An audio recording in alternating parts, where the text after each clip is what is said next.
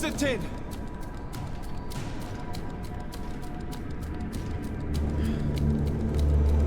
Restrain him!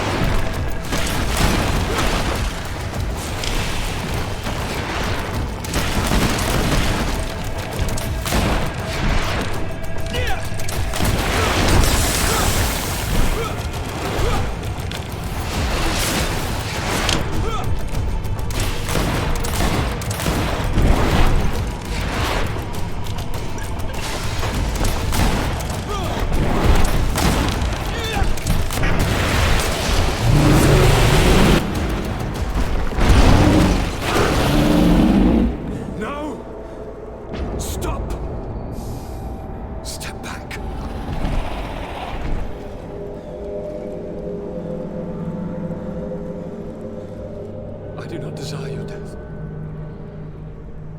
I'm sorry. Why? Why have you done this? But for you. For us. So that we may live free at last. This makes no sense. Constantine, it's madness. You don't understand because you're still attached to the old world. This old, dying world which, to survive, has betrayed, used, and manipulated us and would not have hesitated to kill us. Perhaps, but I've seen death, cousin. And I understood the vanity of it all. My father's ruses just so he could earn more power. The political bowing and scraping to preserve corrupted nations. I have been offered unrivaled power, allowing me to get rid of this. To send the old world back to its inevitable death and to build something new here. Something unique. And this new world is my gift to you. You and I could be its new gods, the immortal and benevolent monarchs. He himself is the incarnation of the old world he is speaking of. He has its vices and its poison. For his own immortality, he's prepared to destroy everything around him, to break millennia of cycles. I implore you, flesh of my land, think of all the lives that will come to an end to feed his pride. Don't listen to this old god. He's like all the others, after all, clinging to life. All you have to do is to bind yourself here, with me, and we will be gods together, forever.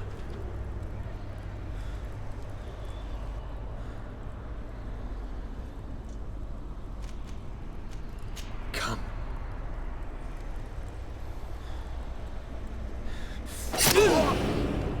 Oh, what a shame.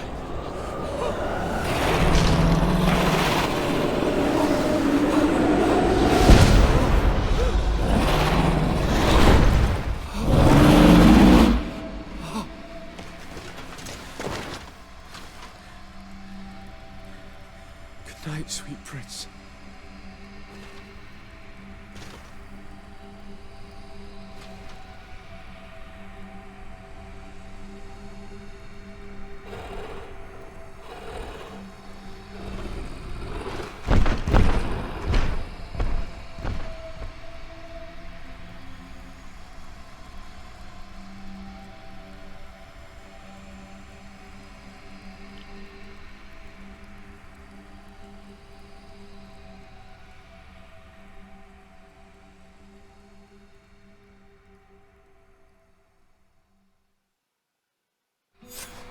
Once Constantine had fallen, Deirdre kept her promise. She led all the native clans as they managed to drive the invaders off their island.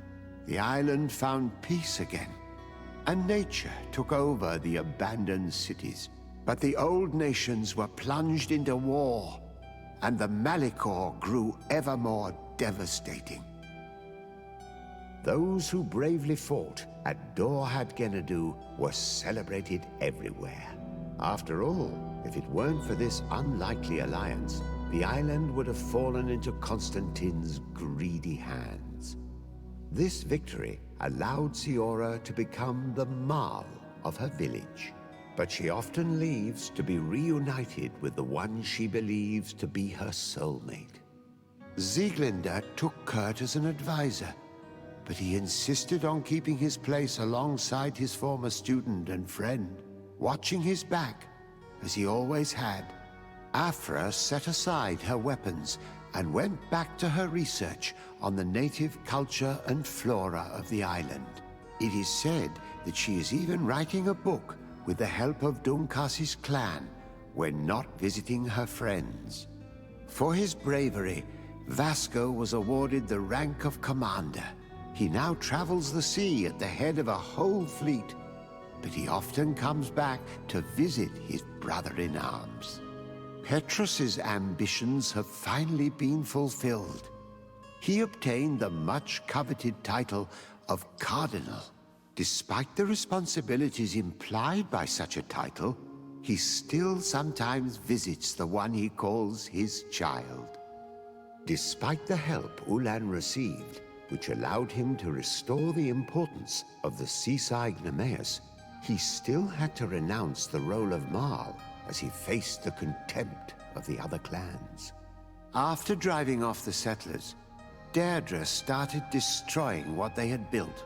She wanted to erase all traces of the Inquisitors and savants who had hurt her people, only keeping what her Karants advised her to keep.